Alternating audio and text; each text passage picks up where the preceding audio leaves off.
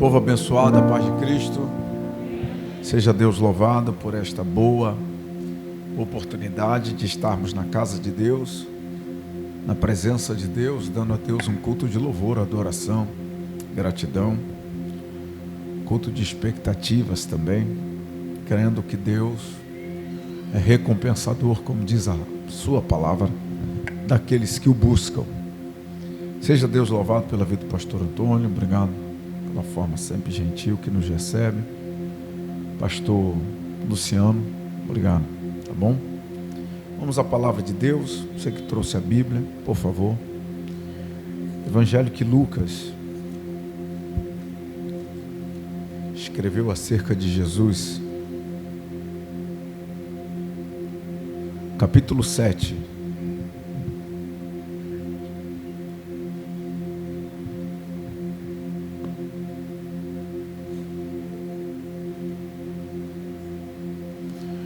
Lucas capítulo 7,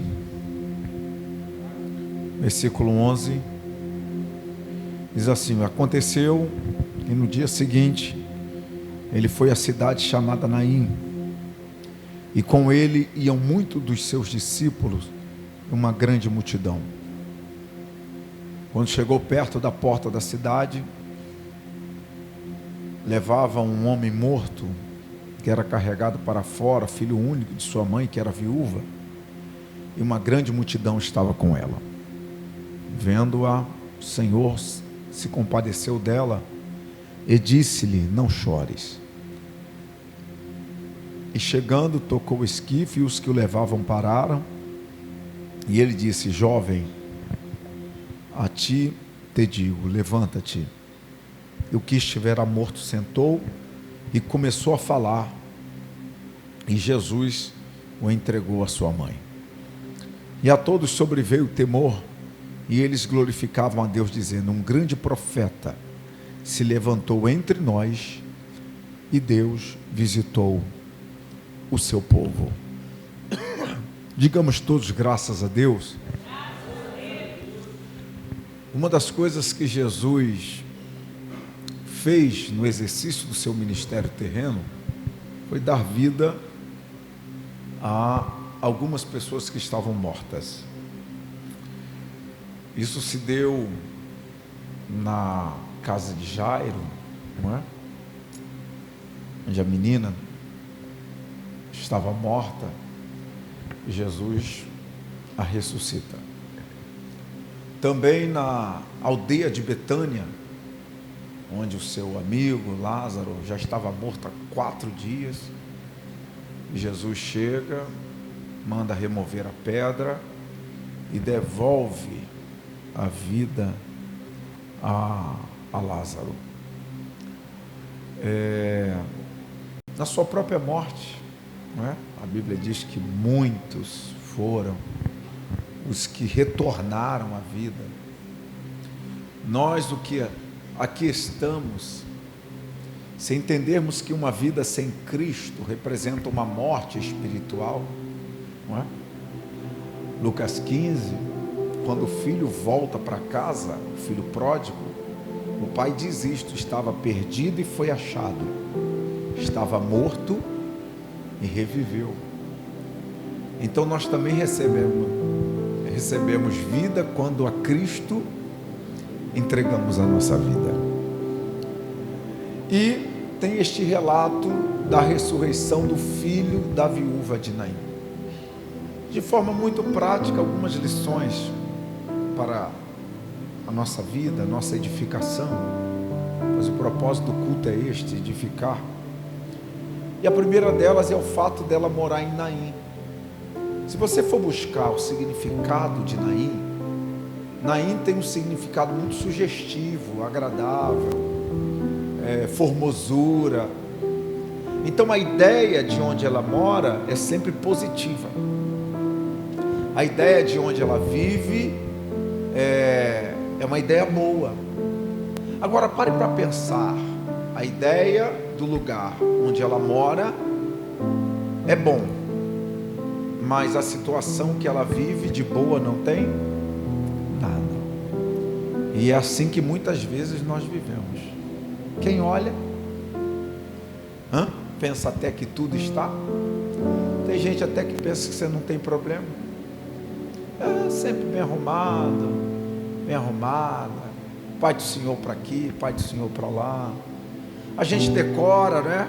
Certas frases. Gospel, não é? Como é que você está? Só vitória. E na verdade, quem é que vive vida de só vitória? Ninguém. A gente pode ter uma vida de mais vitórias do que derrotas, aí ok. Mas só vitória? Não tem nenhum dia lá de choro, de lágrima, de tristeza. A nossa vida é assim.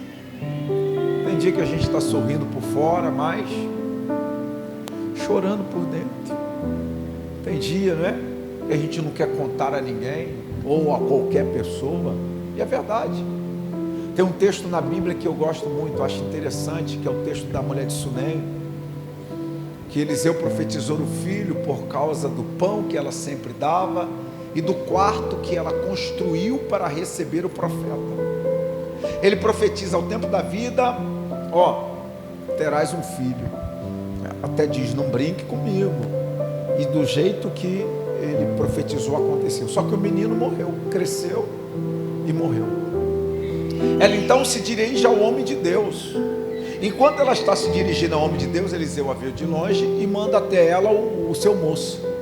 E diz ao moço: pergunte a ela se ela está bem, se o marido está bem, se o filho está bem. Então, para as 3 perguntas que o moço do profeta fez, para todas elas ela responde: vai tudo bem. Então a gente lê aquele texto, interpreta, não é? Entende e até ensina, aplica, dizendo que nós devemos viver na nossa vida dizendo sempre que tudo está bem. Mas é só ler o texto, irmão. A quem ou para quem ela diz que estava tudo bem? Ela diz que estava tudo bem para Geazi. Mas quando ela chega diante de Eliseu, ela não diz que está tudo bem. Então ela quebra o ensinamento. Se é para viver dizendo que está tudo bem, tem que dizer que está tudo bem para todo mundo. Então a verdade é que o ensinamento não é que a gente tem que viver dizendo que está tudo bem. Para quem a gente diz que está tudo bem? Para quem que ela disse que estava tudo bem? Geazi. Quem era Geazi? Moço do profeta. Moço do profeta não significa dizer que ele é profeta. Você sabe como é que eu chamo Geazi? Geazi é quase profeta. E você sabe que os quase da vida não resolvem o nosso problema. Você vai fazer uma cirurgia, aí entra o cara lá todo de branco, e tu fala: sou eu médico? Ele diz: quase. Te opera? Vai operar o filho do Satanás, meu filho. A mim não. O cara vai fazer uma obra na tua casa, aí tu pergunta: sou eu pedreiro? Ele diz: quase. Então o quase não funciona, não resolve. Então você precisa identificar quem é que quer saber alguma coisa da tua vida. É quase? Então para os quase da vida a gente está sempre... não vai resolver, não adianta te contar nada, e além de não resolver, ainda corre o risco de contar para todo mundo, ainda corre o risco da torcida do Flamengo ficar sabendo da nossa vida. Então quando alguém perguntar como é que você está, você tem que identificar: é um Geazi ou um Eliseu que está perguntando. Se for Geazi, nós estamos sempre bem. Agora se for Eliseu, Eliseu não é quase, é inteiro, é completo. Eliseu representa a voz, a boca de Deus, a ação de Deus. Então diante de Eliseu, ela diz para ele: vai lá e resolve o meu problema. Então é assim que a gente vive. Outra coisa que vale a pena observarmos nesse texto é que o texto diz que ela, a mãe, estava indo enterrar o seu filho e ela era viúva. Ela era o quê? Só pode ser viúva quem perdeu o marido. Não existe viúva de marido vivo, né? Pelo menos não deveria, não é? Só pode ser viúva quem o marido morreu. Agora o texto é um relato da morte do marido? Não, o texto é um relato da morte só que o texto está dizendo assim: ela está enterrando o filho e era viúva. Então a morte não era uma novidade para ela. Perder alguém não era algo nunca vivido. Esta é uma mulher que está enterrando o filho, mas já tinha enterrado o. Então, na verdade, o que ela está vivendo é uma situação repetida.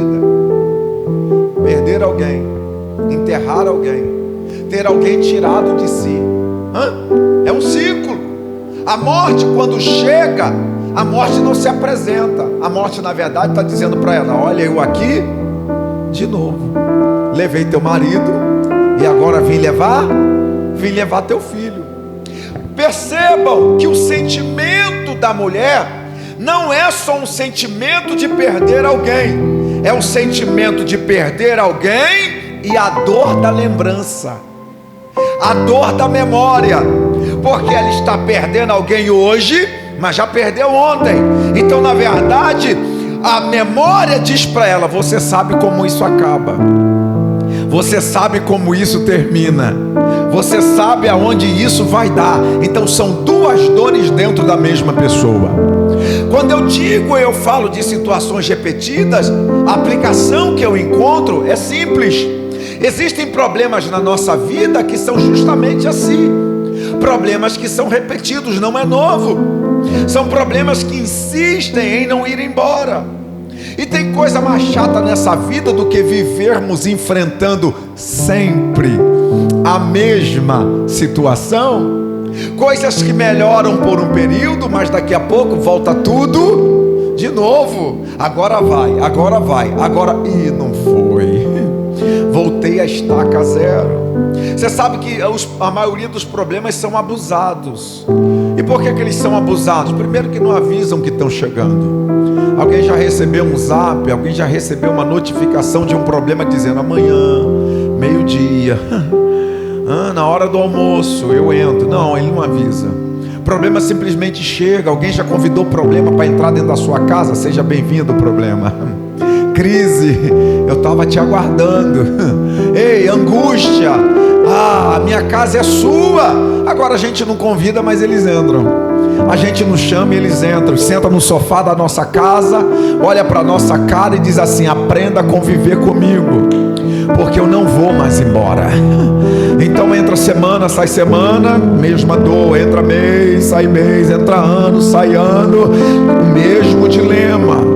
Agora eu preciso dizer a vocês algo que mexe comigo nesse texto. O marido foi, e na morte do marido não há qualquer intervenção de qualquer parte, mas na morte do filho, parece que ia ser igual, parece que ia terminar do mesmo jeito, parece que seria da mesma forma, mas enquanto ela está saindo e a morte dominando, governando, diz a Bíblia: vem entrando na cidade.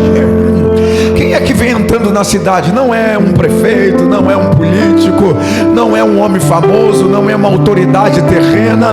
Ela vai indo com a morte e a vida está entrando. Ela carrega um sentimento de tristeza, mas a alegria está chegando. Para ela é o fim, mas o novo começo está chegando.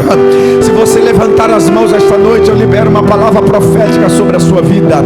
E a palavra profética que eu vim liberar esta noite é esta: teu problema mandou até hoje, teu problema dominou até hoje, teu problema governou até hoje, mas eu tenho uma informação para te dar: está chegando aí.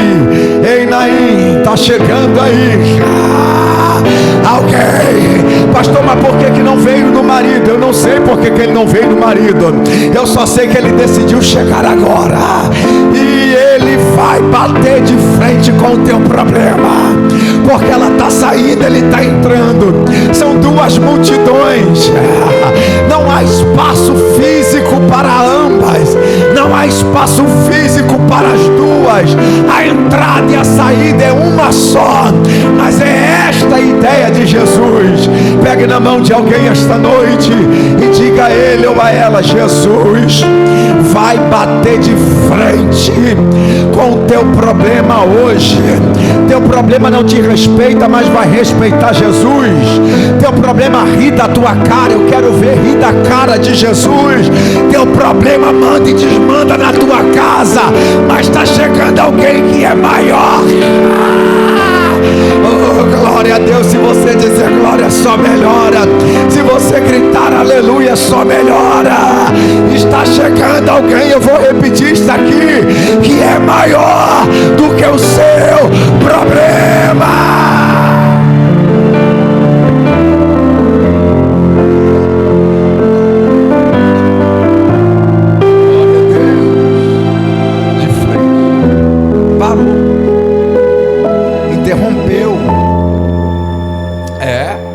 Pausou,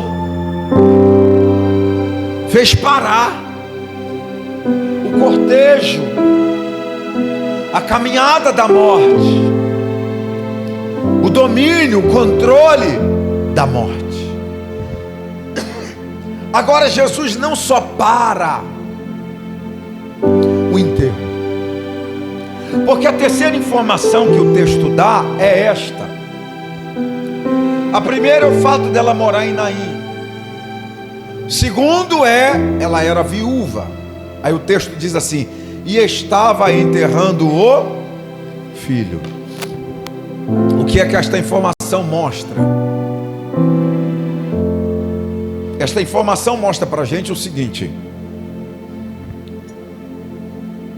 que as coisas na vida dela não estão só repetidas. As coisas na vida dela também estavam invertidas. Invertida é: filhos não nasceram para morrerem primeiro do que os pais. Qual é o ciclo da vida? A gente nasce, cresce, envelhece e morre. É assim, pastor, morre gente jovem todo dia. Exceção, não é o propósito da vida. Você entende isso ou não? É o propósito. Qual é o correto? São os filhos enterrarem os pais ou os pais enterrarem os filhos? É os filhos, é o ciclo da vida. Quem nasceu primeiro vai primeiro. Então a dor da memória e a dor de olhar e perceber, não era para ser assim.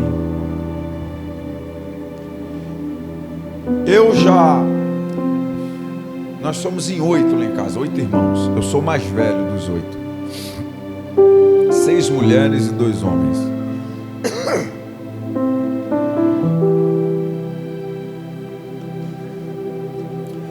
Já perdi 2 irmãs por enfermidade. Uma bem novinha, muitos anos, e outra, Miriam, há 8 anos atrás. Ambas enfermidade. Irmão, desespero de mamãe diante do caixão. A oração da minha mãe era essa: Senhor, uma cristã, uma mulher de Deus, temente a Deus, uma serva. A oração dela era essa: Senhor, leva eu e deixa ela, e traz a vida a ela, deixa ela. Olha isso. Eu do lado orava o contrário. Falei: não, Senhor, leva ela mesmo e deixa minha mãe aqui. Ué? Mãe daria vida para estar no lugar de um filho, né? Mas nem todo filho daria vida para estar no lugar de uma mãe, né? Vai com Deus, minha santa. Você vê o sentimento. Então a dor dessa mãe, ela é aumentada, ela é multiplicada. Então o que eu quero que você entenda é que quando Jesus chega, Ele não só para. Porque parar problema não é resolver problema. Parar problema é dizer: para, chega, mas Ele continua sendo. Só que quando Jesus ressuscita o filho dela, Jesus estava devolvendo a ordem das coisas. Jesus estava colocando no lugar aquilo que estava fora do lugar. Eu não sei o que está fora do lugar na tua vida. Eu só sei que Jesus está aqui nessa quarta-feira e Ele veio para colocar no lugar. Pastor, mas está quebrado, Ele conserta. Pastor, está feia a coisa, Ele ajeita. Pastor, está complicado a situação. Ah, você não sabe quem é Jesus. pregador não dá jeito, o pastor não dá jeito, mas Jesus dá. Jesus restaura casamento, restaura ou não restaura? Está fora do lugar. Jesus restaura a família, restaura ou não restaura? Está fora do lugar, mas na mão dele.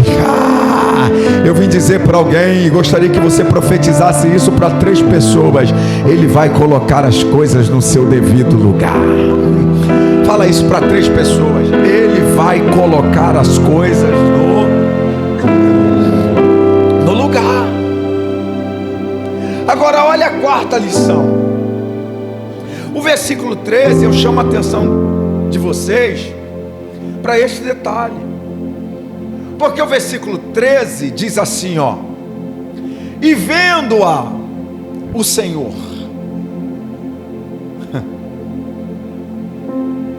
moveu-se, sentiu compaixão dela.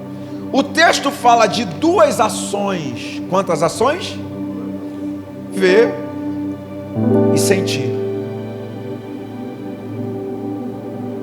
E as ações, elas estão identificadas. O texto diz a quem ele viu, para quem ele olhou. E o texto diz também de quem ele teve compaixão. Está identificado. Para quem foram as 2 ações? Para a mãe. E vendo-a, o Senhor olhou para ela.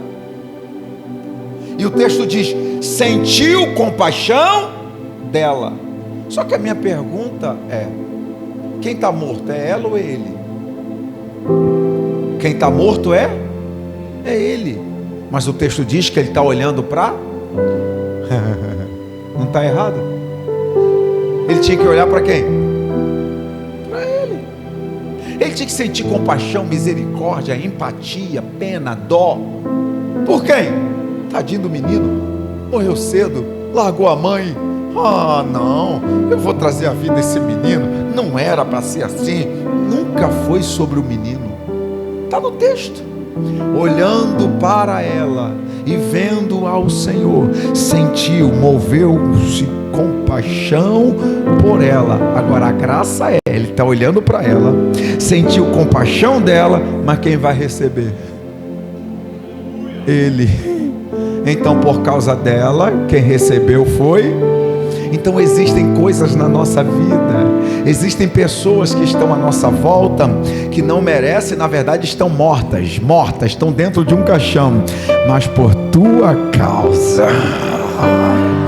Eu vim dizer para alguém aqui esta noite: você não sabe o poder que tem este culto. Este culto é mais do que um ajuntamento de pessoas. Você não tem noção do que é um corredor de fogo desse, o que é uma oração recebida. Tem gente que normaliza, tem gente, né, que pensa que é uma questão normal. Não! Enquanto você está aqui, Deus está de olho em você.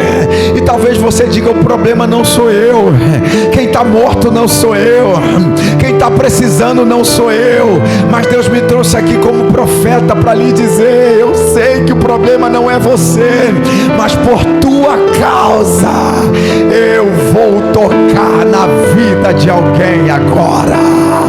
Por tua causa. Irmão, a gente está enganado. A gente acha que o mal vai prevalecer. Não vai. Talvez você me diga: pastor, mas ele está na mão do diabo. Mas você está na mão de Deus. Pastor, mas ela está na mão do Satanás, fazendo a vontade do Satanás. Eu sei, mas você está na mão de Deus. E quem é que manda, Deus ou o diabo? Quem é que manda, o bem ou o mal? Quem é que manda? É o nosso Deus, por tua causa. Agora olhe para cá. É por isso que o mal te perturba tanto. Você é como o para-raio, né? Você é como a coluna. Você está vendo essa igreja? Aí, ó. Se tirar as colunas, o que acontece? Cai. Tem gente que fica frustrado: pastor, lá em casa é tudo eu. Mas Mas se não for você, vai ser quem? Oh, glória! É tu que segura. Tem gente lá que só está vivo por tua causa. Tem gente lá que o diabo não se anda com a vida dela por tua causa. Deus está lá por tua causa. Aleluia! Agora, gente, seja inteligente. Ô, gente, seja inteligente. O diabo vai atacar quem está do lado dele ou quem está contra ele? Ah, olha para quem está perto de você e diga: agora entendi. Ele vai te perturbar. Não, pastor, não sei o que acontece. Não sei, não sabe. O diabo, irmão, sabe. Quando os demônios vêm para cumprir os planos, os projetos dele, todas as vezes que eles tentam, está você. Todas as vezes que eles tentam, está a tua oração. Todas as vezes que eles tentam, está a tua campanha. Todas as vezes que eles tentam, está o teu Deus. Aí quando chega lá no inferno, Satanás perde o relatório e os demônios dizem: de novo o Deus dela, de novo o Deus dele, de novo ela, de novo ele, de novo. Então o diabo já colocou como projeto fazer você desistir, fazer você parar. Aí fica você assustado, é muita guerra. Mas vai ser o quê? Você quer que o diabo te receba com bolo, salgadinho, bata palma e diga: tu me atrapalha. Coloca a mão no ombro de alguém e diz: não está entendendo não? Ele está doido para você desistir. Ele está doido para você parar. Porque o diabo sabe que o dia que você disser assim: chega, ele grita lá no inferno: ganhei. Porque sem você lá a coisa fica fácil, sem você lá o caminho fica livre, sem você lá ele entra e faz a arruaça que ele quiser. Mas Deus te trouxe aqui esta noite para lhe dizer: tu está no meu hospital, tu está na minha oficina, sim, tu vens reabastecer, tu está no posto de combustível do céu, tu está aqui para receber vitamina do alto. Eu sei que você não está aguentando mais, mas receba renovo de Deus para a tua vida esta noite, e você vai sair daqui pronta para mais uma guerra. Vai sair daqui pronto para mais uma guerra. Tu vai sair daqui olhando para essas crises e dizendo: Satanás, maior é quem está comigo, maior é quem está comigo.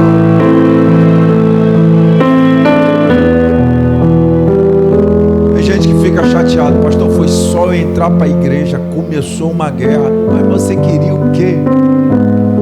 Que começasse o quê? Era para começar o quê? Tu está atrapalhando tudo. Nunca ouviu os testemunhos dos irmãos, não? Gente que foi mexer em esqueleto, irmão, de crente, quando meteu a mão, o anjo desce e diz: mete não. Se depois de morto Jeová tomar conta, imagina quando está vivo.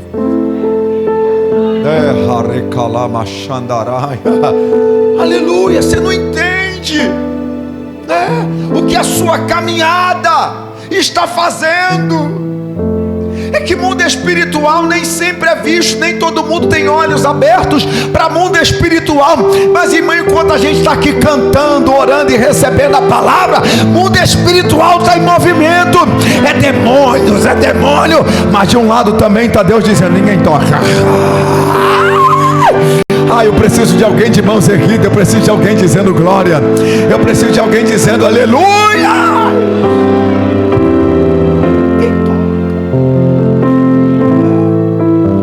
É por isso que você não pode parar. Olhe para quem está perto de você e diga esta frase de forma muito séria: diga: você não pode parar. Não, você não pode parar não. Vem sozinho, vem sozinha, vem sem vontade, vem sem chinelo, vem sem roupa, ou sem roupa não.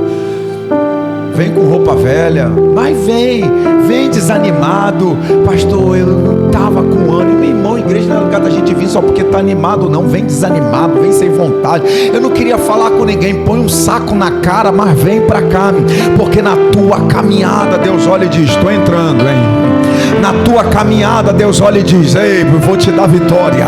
Alguém acredita em palavras proféticas? Enquanto você está aqui, Deus está indo lá. Enquanto você está aqui, Deus está entrando lá. Ei, irmão, a coisa está séria. Quantos acreditam? Quem acredita que Deus está dando livramento para alguém aqui agora? Haverá testemunhos desta quarta-feira. Alguém vai dizer: a quarta-feira, 9h11 da noite, a situação era assim, assim. Eu pensei que ia dar ruim, mas de repente o escape, o livramento chegou. Aí você vai dizer: a hora que eu estava lá no culto, de mãos erguidas, dando glória a Deus, e o pregador liberou uma palavra. Existe escape, livramento chegando para pessoas da tua casa agora. Aleluia, levante a sua mão.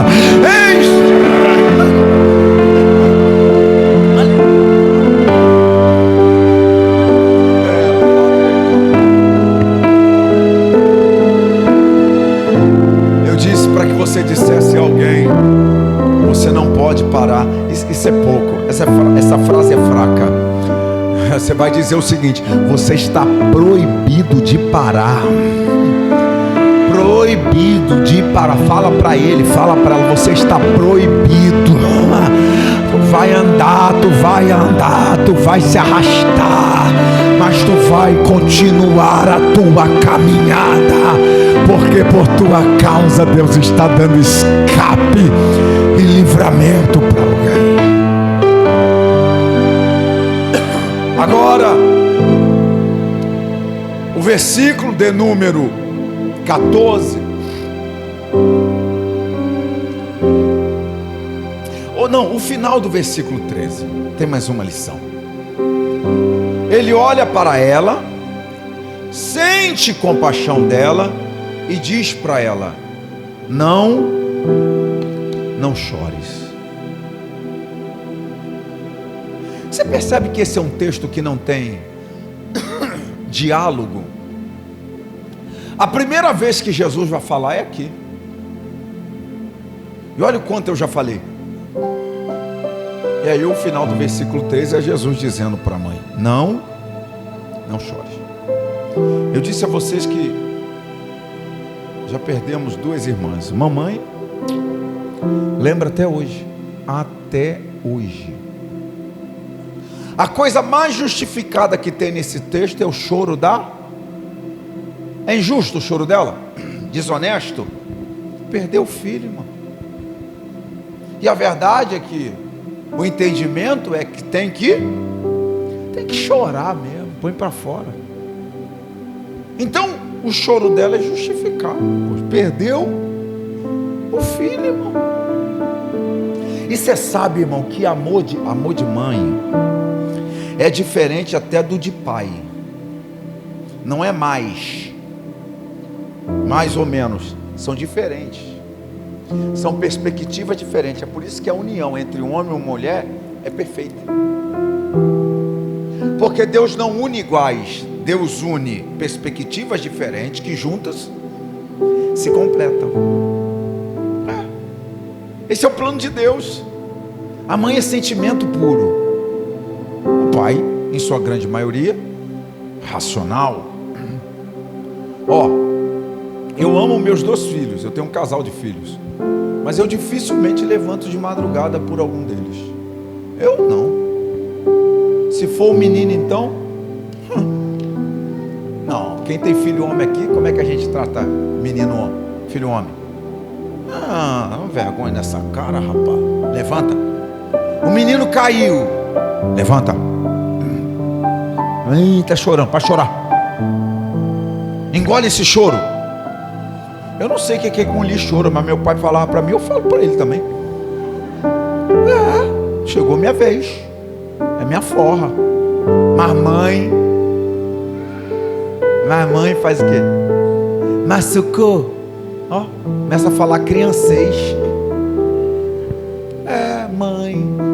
Hã? Mãe, irmão, se não tomar cuidado. Olha, eu fiz esse ano 48 anos. Eu já viajei um pouquinho por aí. Bota viagem nisso, cara. Tá louco.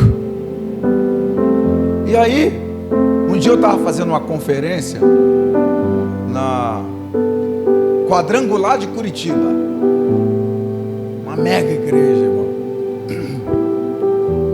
4 noites, sábado, domingo, segunda e terça. E eu pregando. Aí todo dia o pastor postava um cartaz. Pastor Clécio estará conosco hoje de novo. E não sei o que. Aí Facebook, Instagram.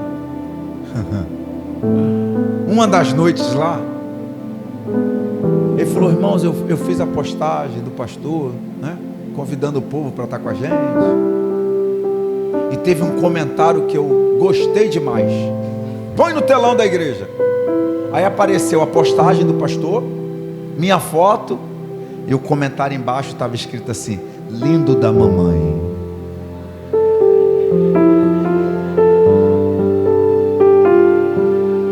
Eu sentado embaixo assim, aí li, a igreja toda rindo.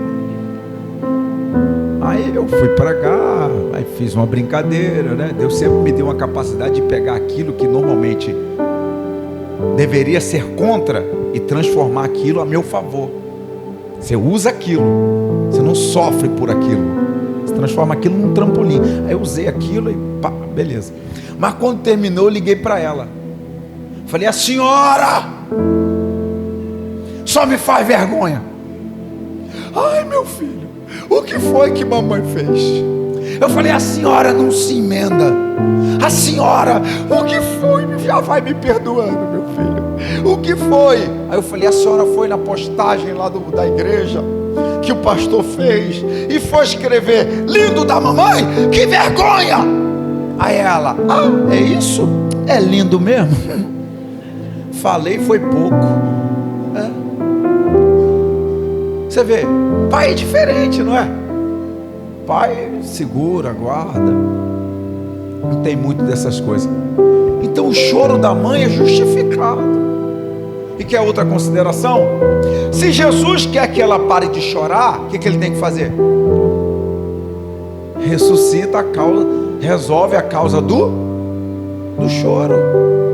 Se eu quero que você pare de chorar, eu resolvo o que está te fazendo chorar. Mas é assim que ele faz? Primeiro ele fala para ela parar de, e depois ele ressuscita o. Pega na mão de alguém e diga assim: ó. Fala para ele, fala para ela: ó. Você tem que entender. Tem coisas que Deus aceita que você faça depois. Mas tem coisas que Deus quer que você faça antes. E esse é o nosso problema, porque a gente está sempre dizendo para Deus: faz, que depois eu... E Deus te trouxe aqui para dizer o seguinte: não, vamos inverter? Faz primeiro, que eu te dou depois. Então, eu não entendi, pregador. Eu te ajudo. Você precisa assumir hoje porque se é para parar de chorar, mas o milagre ainda não chegou, então eu preciso assumir um comportamento de quem já está em vitória antes da vitória chegar.